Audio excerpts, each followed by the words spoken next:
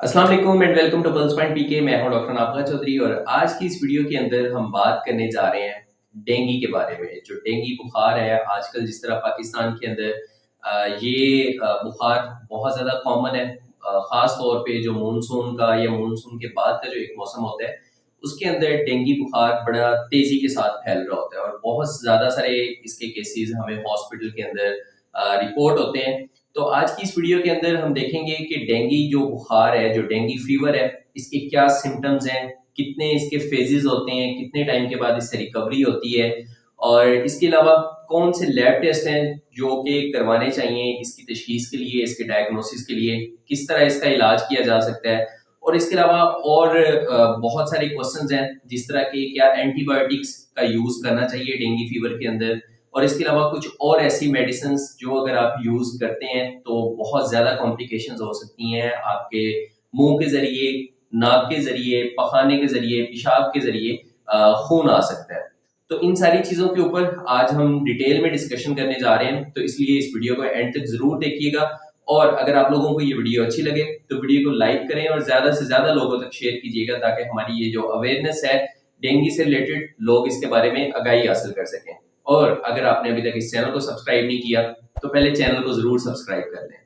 तो सबसे पहले बात करते हैं जो डेंगू मॉस्किटो है उसके बारे में कि ये किस तरह का होता है, किस तरह इसको पहचाना जा सकता है। अब जो डेंगू मॉस्किटो होता है इसका साइंटिफिक नेम है एडिस एजिप्टा है। अब ये जो मॉस्किटो है ये बाकियों से किस तरह मुख्तलिफ है कि एक तो ये स्मॉल साइज होता है और इसके साथ साथ इसके पूरे जिस्म पे और खास तौर पे इसके टांगों के ऊपर सफेद कलर की धारियां होती हैं, सफेद व्हाइट स्ट्राइप्स होती हैं, जिसकी वजह से इसका एक और नाम भी है जिसे टाइगर मॉस्किटो कहा जाता है। अब टाइगर मॉस्किटो का एक एक और तरीका ये है कि बाकी मच्छरों से इस तरह मुख्तलिफ है कि मोस्टली जो मच्छर हैं वो कान के अंदर रात को आके अपनी अपने सुर फैलाते हैं, लेकिन जो डेंगू मॉस्किटो है इसका जो अटैक टाइम है ये अर्ली इन द मॉर्निंग या लेट इवनिंग, मतलब जो हमारे असर का टाइम होता है उस टाइम पे या सुबह सवेरे जो है ये अटैक करता है और लोग इसका शिकार हो जाते हैं।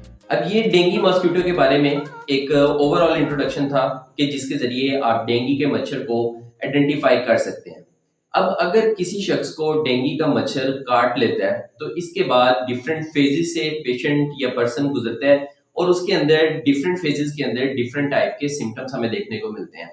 तो डेंगू मॉस्किटो बाइट के बाद जो पहला फेज स्टार्ट होता है उसको इंक्यूबेशन फेज कहा जाता है या इंक्यूबेशन पीरियड कहा जाता है। अब इस पीरियड के अंदर क्या होता है कि जो वायरस आपके जिस्म के अंदर दाखिल हो चुका होता है ये मल्टीप्लाई होता है, अपनी तादाद में इजाफा करता है और ये इतनी अपनी तादाद के अंदर इजाफा कर लेता है कि जिसके जरिए ये आपके जो मुदाफियाती निज़ाम है, जो इम्यूनिटी है, ये उसके साथ टक्कर ले सके। और ये जो इसका इंक्यूबेशन पीरियड होता है ये 4 से लेके 10 दिन का हो सकता है कि इसके अंदर ये अपनी तादाद में इजाफा करता है। अब इसके बाद फिर स्टार्ट होता है सेकंड फेज। सेकंड फेज को कहा जाता है फेब्राइल फेज। अब फेब्राइल फेज के अंदर क्या होता है कि पेशेंट को अचानक से हाई ग्रेड फीवर होने लगता है। हाई ग्रेड कितना हो सकता है, 104 डिग्री या 104 डिग्री से ज्यादा पेशेंट को फीवर होता है और इसके साथ साथ उसके सर में दर्द हो सकता है, पूरे जिस्म के अंदर उसको दर्दें महसूस होती हैं, खास तौर पे जो जॉइंट्स वाले एरिया हैं वहां पे पेशेंट को ज्यादा दर्दें होती हैं। और इसके साथ एक बहुत इंपॉर्टेंट कह लें कि साइन होता है कि जो पेशेंट जब हम उनसे हिस्ट्री लेते हैं वो हमें बताते हैं कि उनको रिट्रो ऑर्बिटल पेन होता है। अब रिट्रो ऑर्बिटल कौन सा पेन होता है कि आंखों के बिल्कुल पीछे की तरफ जो दर्द होता है इसको रिट्रो ऑर्बिटल पेन कहा जाता है और पेशेंट अपनी हिस्ट्री के अंदर आके बताते हैं कि उनको आंखों के पीछे दर्द होता है या अगर वो दाएं बाएं भी देखें तो उन्हें ये दर्द महसूस होता है। तो ये इसके डिफरेंट सिम्टम्स हैं जो कि फेब्राइल फेज के अंदर हमें देखने को मिलते हैं। और ये जो फेब्राइल फेज है ये 3 से लेके 7 दिन तक ये रह सकता है। मींस के जो पेशेंट है उसको ये जो बुखार है इसके साथ साथ जो बाकी इलामात हैं ये 3 से लेके 7 दिन तक उसके अंदर हमें देखने को मिलती हैं। अब इसके बाद स्टार्ट होता है थर्ड फेज। अब थर्ड फेज को कहा जाता है कि ये क्रिटिकल फेज है। अब क्रिटिकल फेज इस तरह के नाम से ही मालूम होता है कि ये कोई खतरे वाला फेज होता है। अब इसमें क्या खतरा हो सकता है, मुख्तलिफ पेशेंट के अंदर अलामात जो है वो जाहिर हो सकती हैं, इसलिए ये जो क्रिटिकल फेज है ये पेशेंट के लिए और डॉक्टर्स के लिए दोनों के लिए कह लें कि ये खतरे की घंटी होता है। जिसमें पेशेंट को बड़ा क्लोजली ऑब्जर्व करने की, मॉनिटर करने की जरूरत होती है। अब इसमें डिफरेंट सिम्टम्स हैं जो कि हमें देखने को मिल सकते हैं। जिस तरह के पेशेंट को परसिस्टेंट वॉमिटिंग हो सकती है कि उसको मुसलसल उल्टियां लग सकती हैं। इसके अलावा उसको सीवियर एब्डोमिनल पेन हो सकता है, उसको सांस लेने के अंदर मुश्किल होती है, डिफिकल्टी इन ब्रीदिंग होती है, और इसके अलावा उसकी एक ओवरऑल कह लें कि लिथार्जिक कंडीशन होती है कि बड़ी कमजोरी वाली होती है कि उसको चलने फिरने के अंदर भी कह लें कि मुश्किल होती है, दुश्वारी होती है। और एक इम्पॉर्टेंट चीज जो कि ऑब्जर्व करना बहुत ज्यादा जरूरी होता है वो ये होता है कि जो बॉडी के ओरिफिसेस हैं वहां से ब्लीडिंग हो सकती है।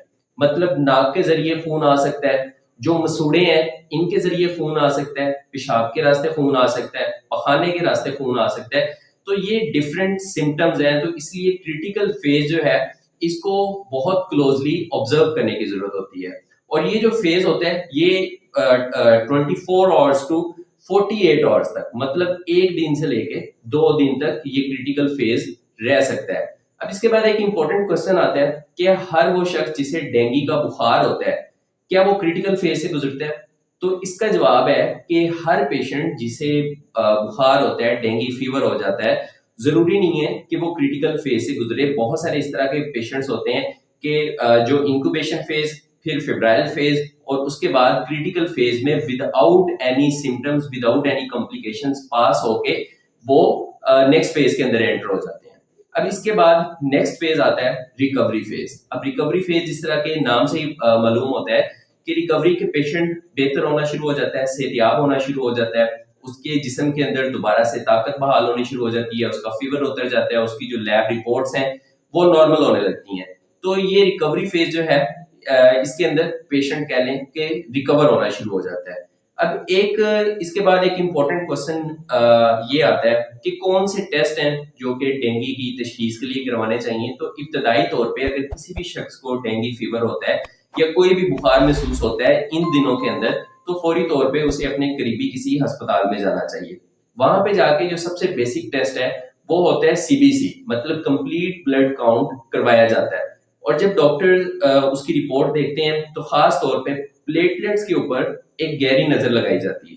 अब प्लेटलेट्स में क्या होता है कि डेंगू के अंदर क्या होता है कि पेशेंट के जो प्लेटलेट्स हैं वो कम होना शुरू हो जाते हैं। इसके अलावा इसकी कंफर्मेशन के लिए डेंगू सीरोलॉजी भी करवाई जा सकती है, NS1 एंटीजन करवाया जा सकता है। अगर डॉक्टर जरूरत महसूस करते हैं तो वो जिगर का टेस्ट, LFT और गुर्दों के टेस्ट RFT ये भी करवा सकते हैं।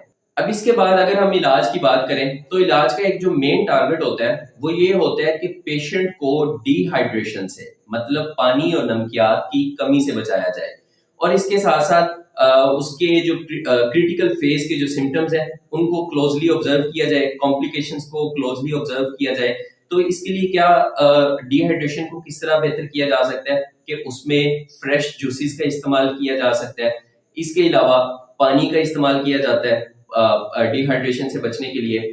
इसके अलावा अगर हम बात करें तो इसके अंदर ORS, ओरल रिहाइड्रेटिंग सोल्यूशन, या जिसे सादा जुबान के अंदर निमकोल वाला पानी कहा जाता है, वो भी इस्तेमाल किया जाता है।